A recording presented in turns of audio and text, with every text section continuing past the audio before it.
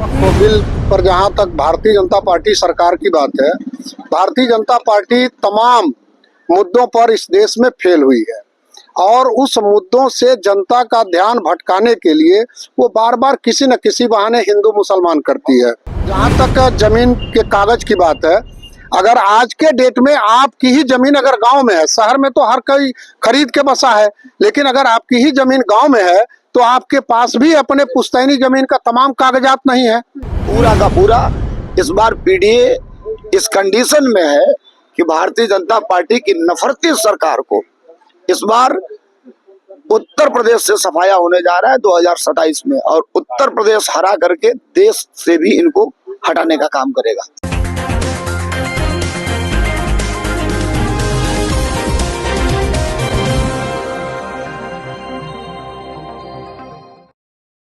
नमस्कार, मैं कीर्ति और आप देख रहे हैं जीके न्यूज।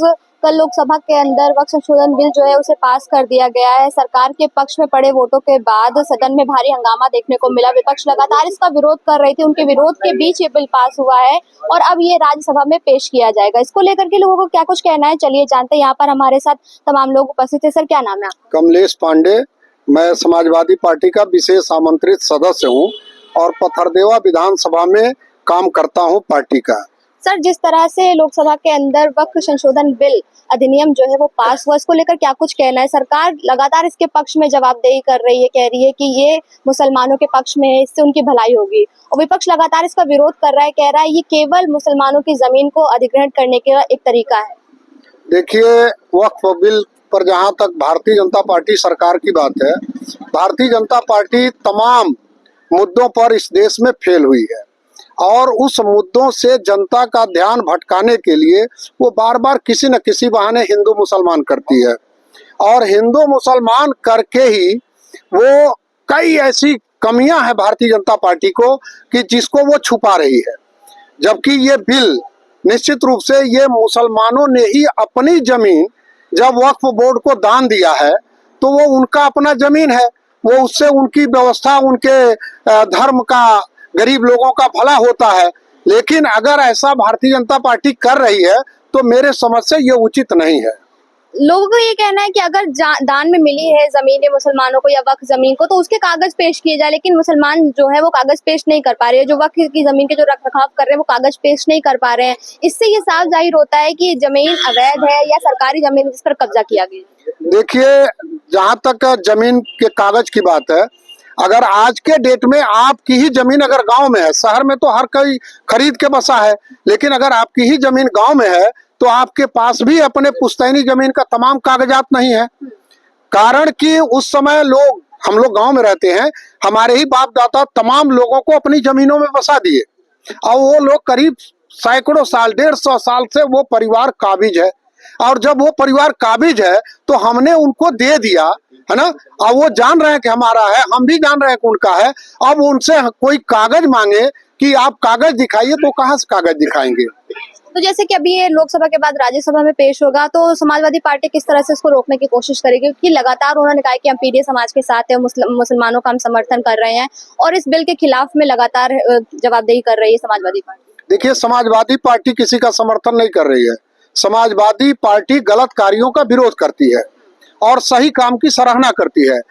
जहां तक ये पीडीए की बात है, निश्चित रूप से पीडीए को ही सशक्त करके, आप जैसे अभी आपने देखा देश का चुनाव हुआ, उसमें पीडीए के फार्मूले पर समाजवादी पार्टी प्रदेश की सबसे बड़ी पार्टी बनी, और उत्तर प्रदेश का जो चुनाव 27 में होगा उसमें पीडीए के फार्मूले पर समाजवादी पार्टी उत्तर प्रदेश में प्रचंड बहुमत की सरकार बनाएगी। कांग्रेस ने कहा है कि वो कोर्ट में जाएगी इसके खिलाफ और केस लड़ेगी। ये कांग्रेस का मामला है, कांग्रेस के बारे में मैं बहुत कुछ नहीं कह सकता, लेकिन समाजवादी पार्टी निश्चित रूप से इस बिल के खिलाफ थी, है और रहेगी।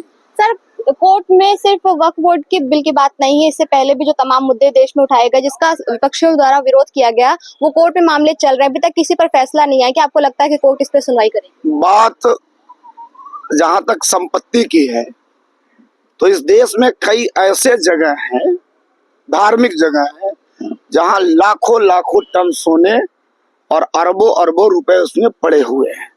सवाल यह है कि इस देश में बेरोजगारी पे चर्चा होनी चाहिए, इस देश में इंफ्रास्ट्रक्चर पे चर्चा होनी चाहिए, इस देश में नौजवानों को रोजगार कैसे मिलेगा इस पे चर्चा होनी चाहिए। मेरे हाथ में ये मोबाइल है, हो सकता है आपके स्क्रीन पे आए या ना आए, एक मेरे पास खबर आई है, आप देखिए इसको थोड़ा सा जूम करके चलाइए।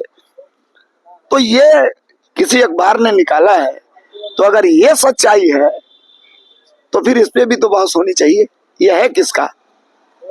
सरकार के जो सगे संबंधी है उन्हीं की ये बिल्डिंग है और ये गिरने के कगार पे है। मतलब आपको लगता है कुछ लोगों को बचाने के लिए सरकार जबरदस्ती ये वक्फ बोर्ड का मुद्दा लेकर आई? कुछ लोगों को नहीं, दुनिया का सबसे बड़ा फ्रॉड करिए, दुनिया का सबसे बड़ा कुकर्म करिए और भारतीय जनता पार्टी ज्वाइन कर लीजिए, इस सरकार के साथ खड़ा हो जाइए, आप दुनिया के सबसे क्लीन आदमी दिखाई देंगे।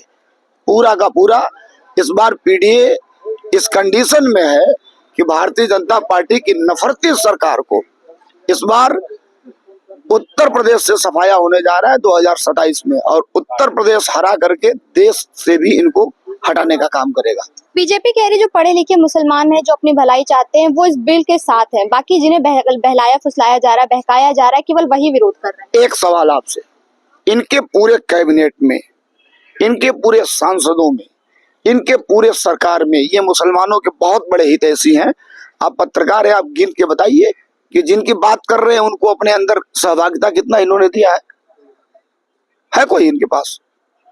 आप हमें अपने घर में जगह ही नहीं दे रहे हैं और हमारे बहुत बड़े हितैषी आप बन रहे हैं। ये दोहरी चरित्र है भारतीय जनता पार्टी का। जनता जानती है, देश जानता है, प्रदेश जानता है, ये फ्रॉडगिरी करके आए हैं और ये लोग कई जगह ऐसे अनलीगल काम किए। हर जगह अनलीगल काम करते हैं, लीगल तो कुछ करते नहीं है। दबाव की राजनीति है, प्रेशर की राजनीति है। आप थोड़ा सा बोल देंगे उनके खिलाफ, आपके ऊपर मुकदमा लिख दिया जाएगा, आपको जेल भेज दिया जाएगा, इनकाउंटर कर दिया जाएगा। ये राजनीति कर रही है भारतीय जनता पार्टी। सर, एक अंतिम सवाल ये रहेगा कि अमित शाह ने कल जब अपना संबोधन किया वक्फ बिल बोर्ड पेश होने से पहले, तो उन्होंने कहा कि इस बिल के आने के बाद जो मुस्लिम महिलाएं उन्हें अधिकार मिलेगा, जो मुस्लिम समाज के लोग हैं उन्हें अधिकार मिलेगा, जो एक झगड़ा चलता रहता है वो खत्म होगा, देश में सौहार्दपूर्ण व्यवस्था बनकर आएगी। आपको क्या लगता है, क्या इसका जो भी चीजें उन्होंने कही इसमें कोई कदम आगे बढ़ेगा और वाकई में वो सारी चीजें लागू होंगी? देखिए, अमित शाह जी को देखने के बाद से ही पता चल जाता है कि अमित शाह जी किस सोच के हैं। वो भी बहुत कमजोर परिवार से थे और आज के डेट में उनके लड़के बीसीसीआई के सेक्रेटरी हो गए, जिसको बैट पकड़ना नहीं आता है और वो अपने बेटे को अगर वो बीसीसीआई का सेक्रेटरी बना देता है तो ऐसे व्यक्ति अगर क्या कहते हैं, क्या कहेंगे, इस पर बहुत गौर हम लोग नहीं करते हैं।